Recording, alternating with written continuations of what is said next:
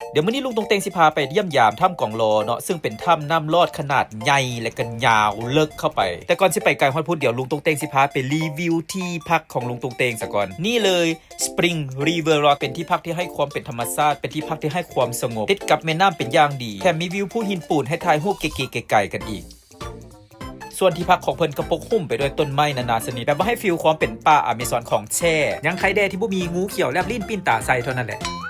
และในมื้อนั้นเนาะราคาเข้าต่อคนเนาะจะเป็น 200,000 กีบสำหรับต่างประเทศส่วนคนลาวเองแม่น 100,000 กีบพอแต่จ่ายเงินปั๊บกลับเข้ามาสู่โหมดแอดเวนเจอร์กันเลยทำอินเฮาก็ย่างลัดเลาะไปหาปากถ้ำโดยผ่านชายหาดและบางสงวนของป่าที่เป็นบ่อนห้ามหาปลาและห้ามอาบน้ำในบริเวณนี้และย่างไปตื้มอีกแป๊บเดียวเฮาก็ฮอดปากถ้ำแล้วและทางเข้าปากถ้ำนั้นแม่นใหญ่เบ้อวังอลังการหลายซึ่งเวลาที่พวกเฮาเข้าไปฮอดปากถ้ำตอนทำอิฐมันจะให้ฟีลแบบว่ากำลังสิเข้าไปวังบาดาลแบบใดแบบนั้นแหละพอเข้าไปแล้วเนาะทุกคนต้องมีโคมไฟเป็นของตัวเองเพราะว่าทางในนั้นมืดเอาแต่เอาว่าเพราะหลังจากนั้นเนาะเฮาจะได้นั่งเรือหางยาวเข้าไปทางในเพื่อที่จะไปซอดอีกฝั่งนึงโดยพวกเขาจะขี่เรือเข้าไปตามความลึกของถ้ำประมาณ7 กิโลเมตรพอเข้าไปบ่ดนแล้วก็ฮอดบ่อนจอดทำอิฐซึ่งเป็นบ่อนที่เฮาไปเที่ยวชมความงามของหินงอกหินย้อยที่เกิดตามธรรมชาติซึ่งเป็นความงามที่เกิดมาจากวิวัฒนาการมาเป็นล้านปี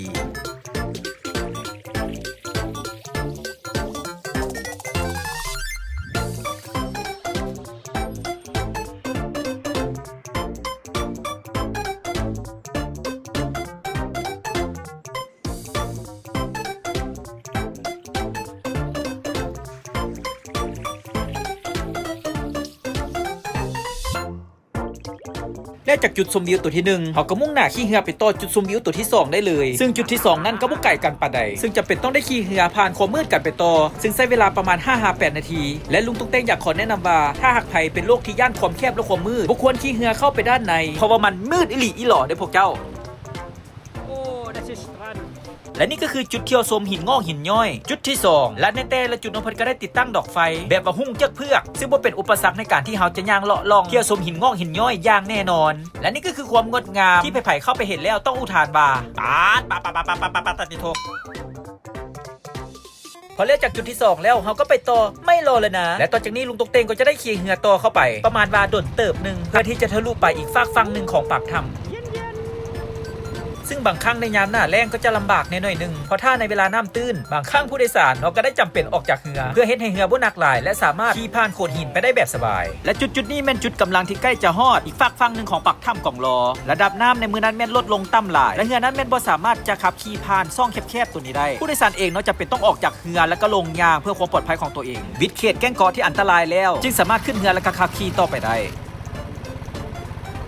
และนี่ก็จะเป็นภาพวิดีโอทิวทัศน์ที่งดงามของอีกฝั่งนึงของถ้ำกองลอที่หลายๆคนก็ยังบ่คุ้นหูคุ้นตาหรือยังบ่เคยเห็นกันก็มีนอกจากทางในถ้ำที่มีความงดงามที่เป็นเอกลักษณ์ของเจ้าของแล้วนอกถ้ำยังอ้อมรอบไปด้วยทิวทัศน์ของภูเขาหินปูนที่ตอนนี้ได้ขึ้นชื่อว่าเป็นแหล่งท่องเที่ยวธรรมชาติแห่งแรกของลาวที่รองรับโดยองค์การยูเนสโกและได้จดทะเบียนขึ้นเป็นมรดกโลกทางธรรมชาติอีกแห่งหนึ่งของ This Worldและในอีกฝั่งหนึ่งของถ้ำกองลอขี่เรือไปตื้มอีกน้อยนึงจากจุดปากถ้ำก็จะฮอดจุดพักเสาเรือที่พวกเขาสามารถดื่มด่ำกับเครื่องดื่มและอาหารสไตล์แบบโลคอลและอันที่เห็นนี้มันบ่เป็นน้ำแดงนะพวกเจ้าอันนี้มันคือน้ำมันแอดซังขอกันขอปุ๊บอันนี้